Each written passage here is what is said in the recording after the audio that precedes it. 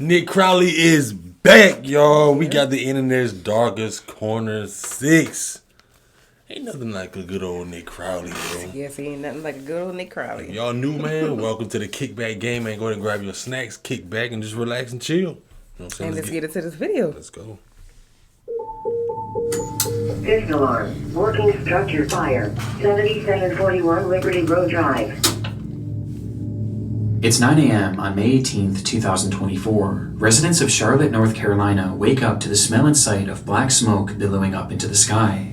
The source: a massive 7-story apartment complex, home to 239 luxury units, or at least what should have been luxury units. At the time, the structure was still under construction, meaning that thankfully no residents were living there. But this in and of itself presented two major problems. The first was that, in its current state, the top 5 floors were primarily just the bones of the structure, made almost entirely of wooden insulation, making the building as a whole extremely flammable, meaning that although the fire had started out relatively small, it was quickly going to consume the entire complex if it wasn't put out quickly. Which brings us to the second and even more glaring problem. The building was actively under construction when the fire started, and that morning 17 construction workers had clocked in, all of whom were now in grave danger. And by the time the firefighters arrived on the scene, Dang. Oh, man. the situation was already dire. And so firefighters rushed in, finding a large group of the employees and leading them out to safety. Though when they made it outside, they made the horrifying realization that they had only found 15 of them. Dang. Somewhere within that labyrinth of burning wooden walls, 2 men were left behind, trapped and calling out to anyone who might hear them. And these pleas weren't just being made to those on the scene, as in the following minutes, one of the trapped men, 30-year-old DeMonte Sherrill, would take out his phone, open up Facebook, and go live, revealing the horrifying reality that both he and his friend had found themselves in. Yeah, Somebody said, hell, we're in South Park. I didn't know that was done. Yeah, that was sad. That one was sad for real, Yeah. man. If you want a computer, here's how to get the most out of it. Watch this, watch this, watch this.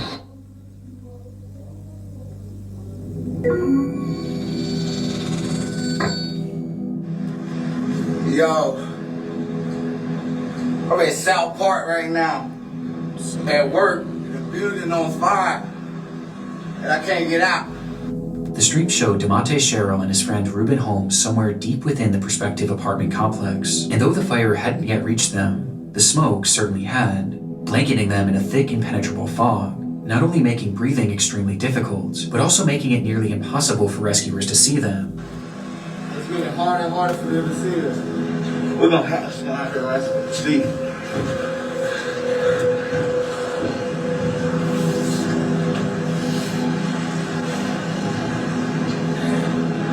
The building on fire, I'm trapped inside, me and my man. Damn. Man, you can us. This was likely one of the reasons why DeMonte chose to start this livestream, hopeful that it could show rescuers exactly where they were. But based on the footage, their positioning was far from ideal. They were on the second highest floor, floor 6, which had only one access point, a single stairway that was on the complete opposite side of the building. And based on their testimony in the footage, something had clearly blocked their path to that one remaining exit, meaning that the only other way out would be to jump. Though at 6 That stories, sounds like some Final Destination type. Yeah. With the way they thought they probably can get out of something blocking it. It's like something to keep And then, like, obstacles getting the away. smoke, they can see, the firefighters can see due to the smoke, man. Yeah, Damn. man, that's a horrible way to go. one remaining exit, And meaning then- that the only other I way can stop out at the game, like, then your family to see that live, too. Yeah, man. Oh, ooh, that's hard. Difficult. would be to jump. Though at 6 stories in the air, and falling into what would likely be the heart of the fire, this would have meant certain death. There was quite literally nowhere for them to go. Rescue was their only hope. Ah! Help! Ah! Damn. Yo, this building is on fire. I'm at work. Somebody said, hell, we're in South Park. Seemingly realizing this, DeMonte began to grow more desperate, yelling out into the void of smoke, while Reuben can be seen in the background waving his phone flashlight, with both men doing anything they could to help rescuers find them. Before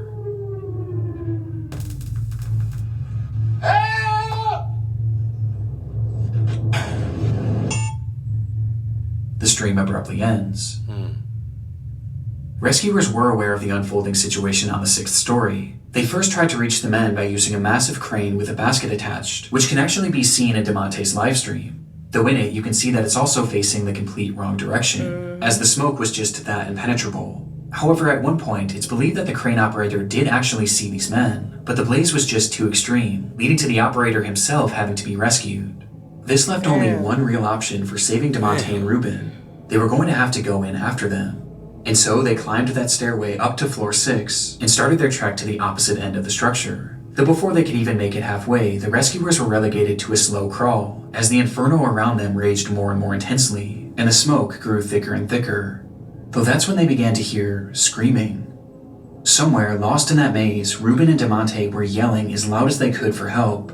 This sound was a sign that they were getting close, though just then rescuers would be met with another sound. All companies working 7741 Liberty Road Drive, evacuate structure per command. All companies working 7741 Liberty Road Drive, evacuate structure. Command all companies, this will be the Phantom at this time. We'll be ready for this side to collapse. Everybody get out of the collapse zone. Confirming you are coming out, but you're not out of the building. With the order being made for all of them to evacuate, as by this point, the structure was engulfed in flames, and a collapse was imminent. The firefighters tried to call out to the two in one last attempt to guide them towards rescue, but they never came. In fact, at that point, the structure fell eerily silent. They would leave that structure without DeMonte or Ruben, and minutes later, the fire consumed the entire building, with the temperature inside reaching 2,000 degrees Fahrenheit. Before it collapsed. Damn, man, this video it would always was eventually sad. topple to the Yeah, ground. it's tragic, man. And inside, DeMonte and Ruben would become the sole fatalities of this catastrophe. Yo, That was sad. I'm at South Park right now. At work, the building on fire, and I can't get out. It's getting harder and harder for them to see us. Knowing how the story ends would make this live stream difficult for anyone to watch. But what I find most upsetting about it is that the majority of those who initially watched this were his own friends and family that followed him on Facebook, with these viewers including his own mother. And a lot of them probably had no idea he even worked this job, as he had just been hired that week. His mother had also caught the stream as it was happening, and actually rushed over to the scene where he pleaded with the firefighters to watch the footage. But despite doing the best they could, there was just too much working against them to save DeMonte and Ruben. Following an investigation into the fire, it was discovered that the crew was using an organic foam insulation, which was known to be extremely flammable and produce thick black smoke. And this became deadly when the machine used to spray that insulation caught fire, setting the whole building up in flames, where they had yet to install any sort of smoke detector or alarm system to alert the crew of a fire. Making matters worse, there had been a temporary set of stairs made right where the two men had been trapped, but that stairwell had just been removed in order to make way for the permanent set of stairs. Seems like every way was Because against of this them. and a myriad of other issues, the companies involved with this construction were forced to pay a fine of $50,000 and are currently being sued by the families of both victims. But regardless of the outcome, nothing will ever make up for the loss of DeMonte Sherrill and Ruben Holmes. Right. Not at all, bro. That's crazy. Things were getting concerning.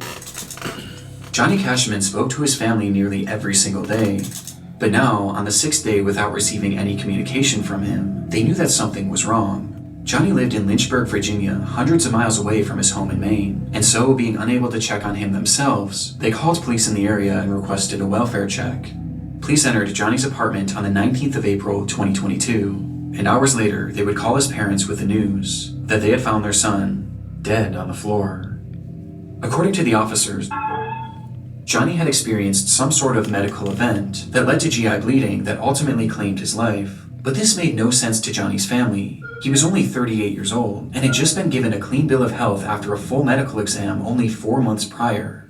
It was so out of the blue, in fact, that they even asked if there were any signs of a struggle or if there was any evidence that he may have taken his own life. But they were assured that there was no trauma, no drugs, and nothing suspicious found on the scene, and that, as shocking as it was, his cause of death was entirely natural, and had likely just been spurred on by drinking and tobacco use, with the only solace being that Johnny didn't suffer, as they stated that he had died instantly. Because of this, no autopsy was performed, as the case seemed as straightforward as it gets. And despite his family questioning if they should get their own autopsy, they were told by officers that it wouldn't be necessary. Why? And so, Johnny's body was cremated and sent back to Maine, in what seemed to be the end of Johnny Cashman's story. Oh man, I would have got. Still should have got it, yeah. 10 days after Johnny's body was discovered, his ex-girlfriend and her mother made their way back to his apartment in order to retrieve some of her belongings. She knew that re-entering the space was going to be difficult, but ultimately there was no way she could have prepared for what was waiting for her inside. There was blood everywhere. It was pooled in the bathrooms, wiped on doors, spread all over the living space, and was even found on a chair and a banister. But the most horrifying part of it all was the walls. They were covered in splattered blood, which revealed long streaking handprints. It was something straight out of a horror movie. Yeah, Right. And although Johnny's cause of death was deemed natural, That can't be what they natural. found in that apartment seemed anything but. Natural. Like, come on. Traumatized by what they were witnessing, the pair snapped multiple photos of the bloodshed and ran out of the unit, directly into Johnny's neighbor. This neighbor revealed that they believed something far worse than a medical emergency had happened to Johnny, as they had a security camera mounted to their door which faced Johnny's unit, and on the day of his passing, it captured something incredibly disturbing.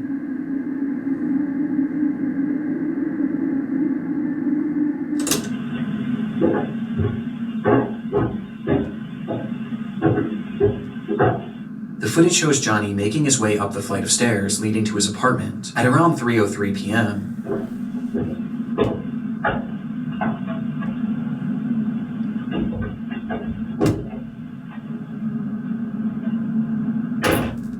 Nothing seems out of the ordinary at all, though it is noteworthy that he was holding an empty glass, perhaps insinuating that he had been drinking. But this doesn't seem to impair his movements much at all, as he punches in the code and enters his home, just as he did every other day. But moments later, something happens inside that unit, and while it goes unseen, it doesn't go unheard.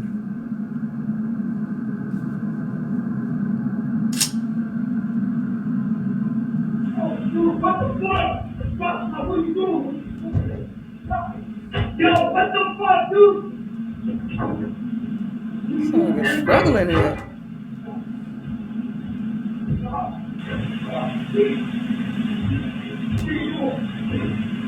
What are you doing, man?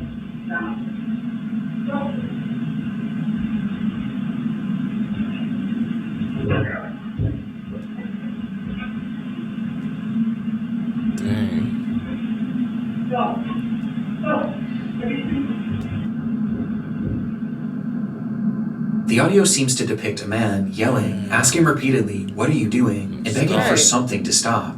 On top of this, you can also hear loud thuds and banging. Almost as if things were falling over inside, or there was some sort of physical altercation, Right. before the unit then goes quiet just a few seconds later. It was unclear if this voice was Johnny's, or perhaps someone else who had been inside the unit. But regardless, one thing was apparent from this audio. There was someone else in that apartment, Yeah. despite the fact that Johnny lived alone. And just 7 minutes later, this unseen person would emerge.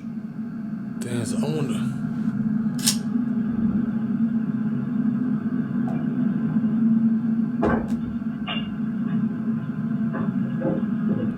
Yeah.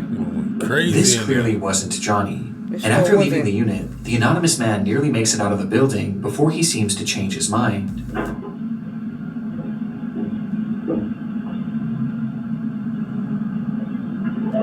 Turning around and walking back up the stairs before fiddling with the door handle, touching it only with his sleeve, like he was wiping off his fingerprints. Yep. He then walks down the stairs and stops once again, where he seems to be in a state of shock over whatever had just transpired, before he composes himself and walks out of the building. But the footage wasn't quite finished yet. But I was. What was going on right now?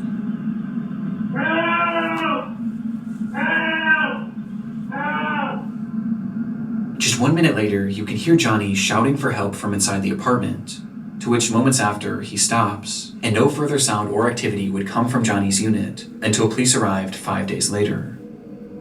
Damn, 5 days. The footage and the scene at the apartment seemed to contradict what Johnny's family had been told about his death. You're right. That's The crazy. blood all over made it obvious that My Johnny's... thing is, It been a struggle. why did he lie about that? Why did he say it's natural causes, nothing Cover else? it up. Why did he cover it up?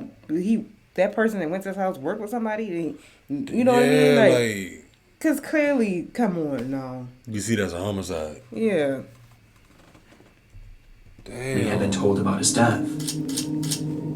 The blood all over made it obvious that Johnny's death had not happened in an instant. And this, coupled by the presence of this unknown man who was clearly distraught and wiping off his fingerprints, as well as the sound of the apparent struggle inside, seemed to point towards something much more sinister than what was initially conveyed to the family. But even with this footage, police still believed that Johnny's death was due to a medical emergency, as they quickly changed their initial story, saying that the blood spread was due to uncontrollable vomiting, and that Johnny had in fact likely suffered, at least for a short while. Even with the But this footage? medical emergency wasn't elaborated on, as they didn't truly know what caused it, as no autopsy was ever performed, Dang. nor could one ever be performed, as by this point, Johnny was already cremated, and cremated because of the officer's initial statements. So if Johnny had actually been murdered, which the footage does seem to suggest, there was now virtually no way to prove it. Right. He Like already you What say, makes I this think there even- must have been like an officer or somebody Yeah, that worked somebody. with him. Because the police wanted them to get that no autopsy so bad. So Don't worry about no bad. autopsy. Right. Because why did they want them to get an autopsy? Come on. That means all Damn. signs point to something sinister went down. They caught it on camera. Somebody coming out his house. Don't even know who that is. Then the girlfriend, ex-girlfriend, and her mama came to the house and saw that everywhere. On the walls. I mean, just Yeah, everywhere. man. And you still saying that's a medical emergency? He just was Vomiting. vomiting. I said, well, test the Come blood. on, See, man. let's test it and see if it's vomiting in there or something. I don't know, but that, yeah, y'all crazy. lying and y'all knew that. Frustrating is that law enforcement already had this footage. It was collected that very Exactly. day, and they either didn't fully look through it or didn't think that this was overly suspicious. But everyone else surely did. And soon this video began making the rounds online, leading to one glaring question being asked. Who is this Yeah, man? who is he? As no one in Johnny's life recognized him. Well, it wouldn't be until May 11th that investigators would finally ID him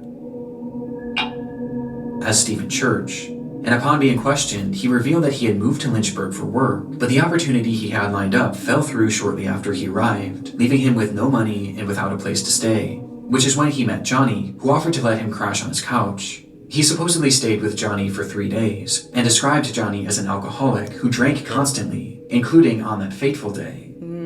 When Johnny arrived home, Stephen claims that he started drunkenly yelling at him about paying rent, which led to the two getting into a verbal altercation. But he insisted that this altercation never turned physical, and that he left immediately after, to which he quickly went back to clean his prints because he was afraid that Johnny would try and have him arrested for squatting. And having already racked up 2 felonies in his life, Stephen was paranoid about going back to jail. But when Stephen was leaving, he did mention seeing Johnny hunched over the toilet as if he were going to vomit, but he claims to have left before this so-called medical emergency started. This is the gist of Stephen's account from that they day, believe but the that? problem is, it doesn't really match up with what we're hearing in the video. Right. And they heard this to like, From the footage, we can hear everything going on in that unit, but at no point do we hear any sort of an argument, nor do we Right. hear anything about rent, with the phrases lending themselves more to a physical struggle rather than a verbal one. In fact, the whole time it appears that we're only hearing one voice. But there is an exception.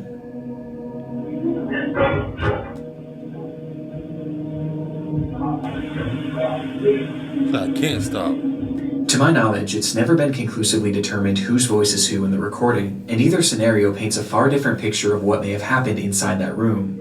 But regardless, this audio makes it clear that Stephen's story was fabricated at least to some degree, as he also fails to account for the loud banging in the background. And because of this, his version of events is generally rejected, with most people seeming to believe one of 2 main theories.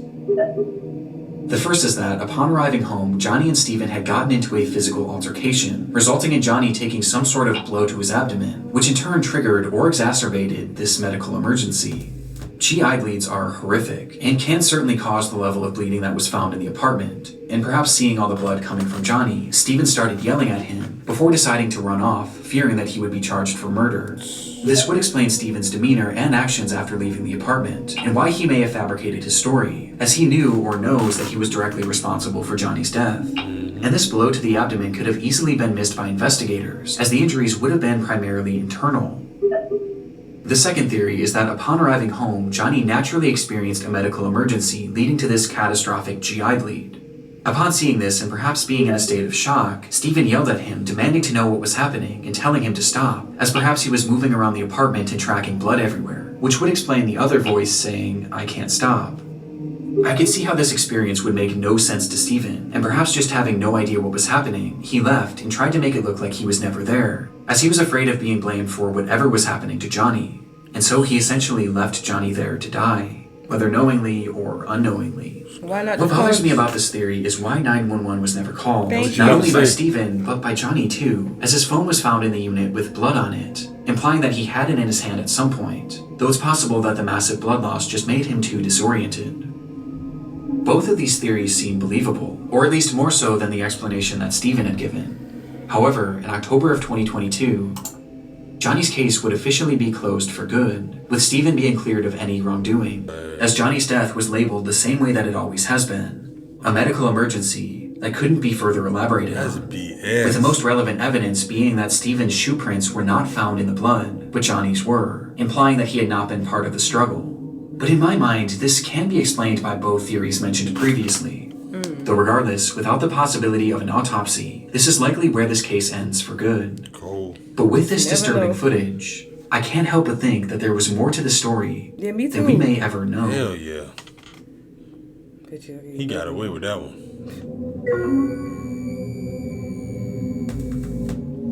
It was around 7:30 a.m. on a warm July morning back in 2019. 17-year-olds Bethany Martin and a 16-year-old friend decided to walk to a gas station near their home in San Antonio, Texas. And as the two of them made their way down the road, their path brought them parallel to a drainage ditch, which was often filled with various trash and other discarded material. But on this day, something far more interesting caught their eye. It looked like a man crouching down and leaned up against one of the concrete walls. But the closer they got, the more they realized how unusual his posture was. He looked completely unnatural. And he wasn't moving. And by the time they came face to face with him, the reality of the situation would hit them. They had just found a dead body. This discovery was enough to traumatize anyone, especially two teenagers. And upon calling the police and being sent on their way, Bethany and her friend would make the long walk back home, contemplating what to do next, before they eventually landed on the idea of sharing their experience with the world. And so, as soon as they got in the door, they began to set up lights and their camera in order to film a TikTok.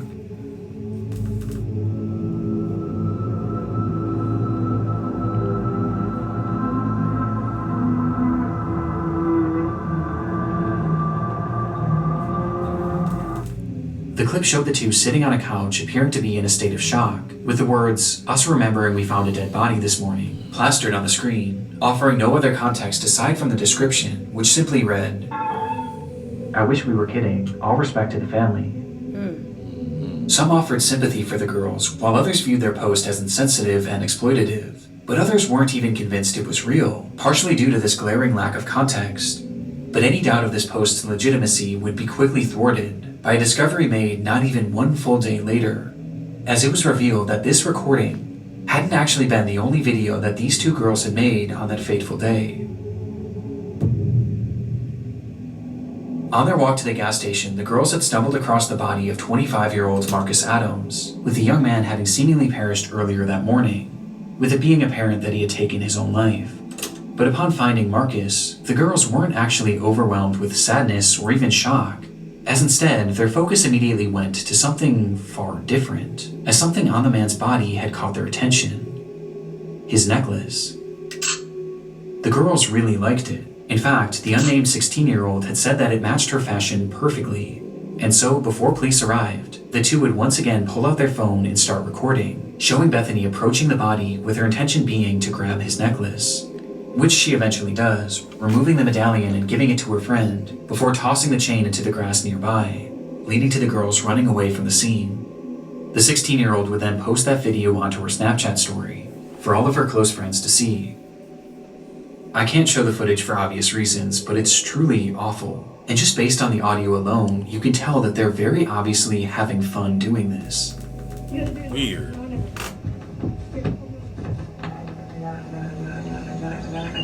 Oh my god, oh my god, oh my god. Oh my god, oh my god.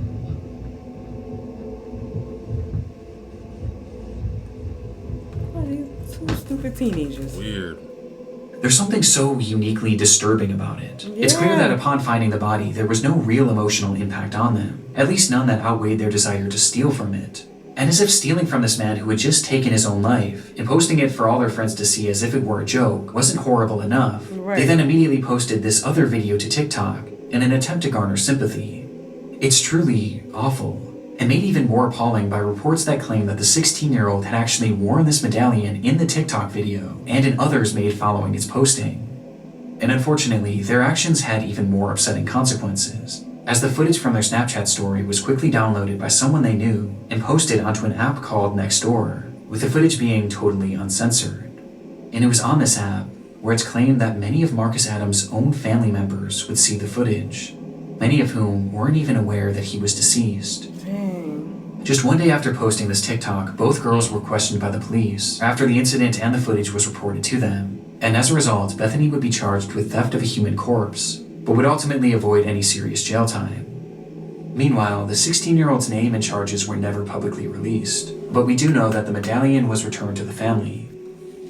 Perhaps unsurprisingly, Bethany would later come back to her TikTok page shortly after her arrest and share her side of the story, where she gave a less than half-hearted apology, while also claiming to be the victim, saying that her friend had pressured her to steal from Marcus, as well as pressured her into making that TikTok in the first place, because she thought it would be a hit. Though obviously this didn't go over well.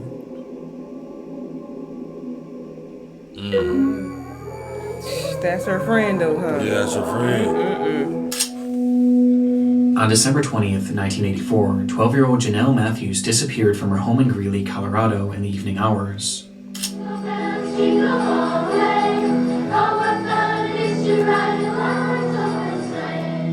Earlier that day, she had sung at a Christmas concert with her school's choir, which her parents were unable to attend, as her mother was out of town and her father had gone to her sister's basketball game nearby, leading to Janelle catching a ride home with a friend.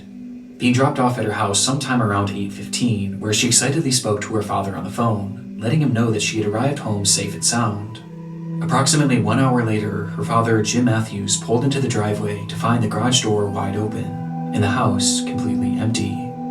Janelle was gone, leaving behind her winter coat and even her shoes, despite it being a frigid, snowy night. And it was within that snow that was quickly piling up that lie one of the only real clues left behind at the scene. Footprints leading directly to one of the home's windows, insinuating that someone had been watching Janelle. 12-year-old Janelle Matthews disappeared from her Greeley home 1 month ago today. It's believed she's the victim of a kidnapping. She has not been seen or heard from since December 20th. Her disappearance became a big news story almost immediately, with the whole community and really the whole country becoming invested in the fate of this girl, thanks in large part to her being one of the very first milk carton kids, meaning that her face and information about her disappearance was shown on countless milk cartons all across the country to get the word out. And as a result, this case became huge in the mainstream media, as even politicians began to make note of Janelle's story, with then-President Ronald Reagan mentioning the girl in one of his speeches. I learned about Janelle Matthews of Greeley, Colorado, 5 days before Christmas. Janelle disappeared from her home. Though even with this publicity, this didn't necessarily guarantee results. And soon, months would turn to years, and eventually to decades. Damn. And all the while, Janelle's whereabouts remained a complete mystery. Eventually, the rise of the internet would start to play a key role in this case, where even in the late 2010s, over 3 decades after she had vanished, her case was still being shared and still being discussed, just as it had been 3 decades prior, with it still being a point of contention for politicians, even as recently as 2019. When a man running for governor of Idaho mentioned her disappearance in a Facebook post 35 full years later. Regardless of Janelle's whereabouts, her case was still very much alive, as the world, and especially Janelle's parents, were haunted by the question, what happened to Janelle Matthews? But sure enough, in late 2019, they would finally get their answer. Was found in Weld County earlier this week appeared to bring an end to a 3-decade-long search for a missing 12-year-old girl. The Greeley Tribune is reporting they are those of Jonelle Matthews. On Tuesday, July 23rd, 2019, at roughly 4:50 p.m., a crew had been digging in an isolated field in Weld County, Colorado, in order to install a new pipeline, when they would uncover the decayed remains of a little girl.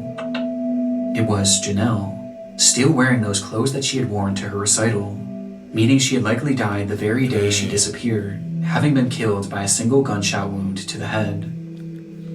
For what? Jonelle Matthews had been murdered in cold blood, and almost immediately upon finding her body, the police would also zero in on their suspect. The man's name was Stephen Pankey, and at the time of Jonelle's disappearance, he had been living in the same general area in Colorado. But by 2019, Stephen had long since fled the area, as after the crime, he would eventually pack up seemingly out of the blue and move to Idaho, where when Jonelle's body was discovered, he just so happened to be running for governor.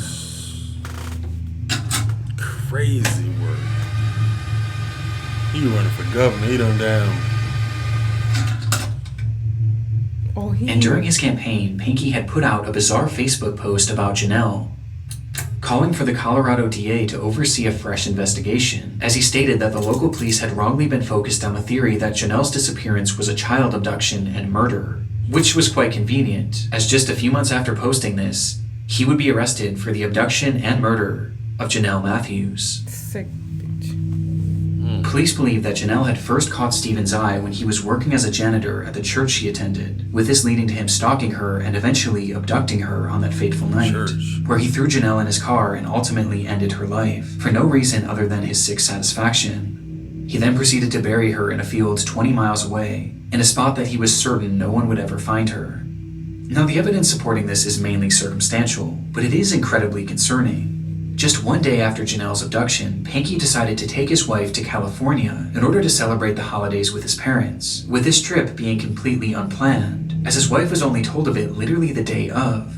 And making things stranger, when they returned home, Stephen's car conveniently caught fire and was burned to a crisp, to which he offered no explanation for. But in response, he would take the car to a local scrapyard where it would be even further destroyed, taking any potential evidence along with it. But while this is all strange enough, police say that the main indicator that Stephen was their man was his clear obsession with Jonelle's case. Shortly after the slaying, Stephen began listening and watching any news reports he could on Jonelle's case, while also having his wife read every single article about the missing girl out loud, to which he would often have her repeat them over and over again. But his obsession didn't stop there, as he would then start frequently calling the police, wanting to talk to them about the case, even going as far as to give them potential leads, as he claimed to be fearful that he was going to be blamed for the crime, despite having seemingly never even met her. And it was during some of these many unusual phone calls that he was said to have given details on her disappearance that were never actually made public. His obsession was entirely uncanny, bringing up her disappearance at random even decades later, with his Facebook post being a perfect example. And as it turns out, one of Stephen's most incriminating statements came as a result of something he mentioned in that infamous message. In it, Stephen says that his son Carl had been murdered in 2008, which is in fact true, as the murder was actually fully solved, with it being confirmed that Stephen had nothing to do with it. But when he was mourning the loss of Carl, something unusual happened. His now ex-wife recalled that following Carl's death, Pankey never once cried, until the day before his memorial service, where she watched him from a distance walk up to their son's urn and begin to sob, eventually blurting out, "I hope God didn't allow this to happen because of Jonelle Matthews." Despite maintaining his innocence to this day, Pankey was sentenced to life in prison with the possibility of parole in 2040, his conviction coming 12,634 days after Jonelle Matthews' disappearance, with Pankey's cryptic Facebook post serving as a dark relic of his twisted obsession that would eventually expose him as Jonelle's killer. Damn. Well, we got some sick people in this world. I want to give a massive shout out to my buddy Ryan, aka Nexpo. A lot of you already know this, but Ryan is a really good friend of mine, and I'm super proud of him because he just released his Yo, these internet darkest corners getting better and better. Like, yeah, better and better, darker and darker. Darker and darker. It's like He's narrating with those kind of things. Just like you get 2 for 1. Right, and you have the videos that match it too, and that makes it even scarier because the video that goes with the story. Then a little slow little music type stuff with it too, man. Crazy. These videos crazy. Definitely sick, especially the last one. You gonna stalk that 12-year-old girl, go in her house and did that to her for nothing. Senseless. And I'm glad they caught up with him. Caught up with his behind. I'm glad he getting the time he deserved to and no possibility of parole. Y'all let us know your thoughts down below. How do y'all feel about this Internet's Darkest Corner 6? Share the video with your friends. Throw a like on the video, fam. Hope y'all enjoyed yourself. Check out the rest of the videos. We catch y'all next one.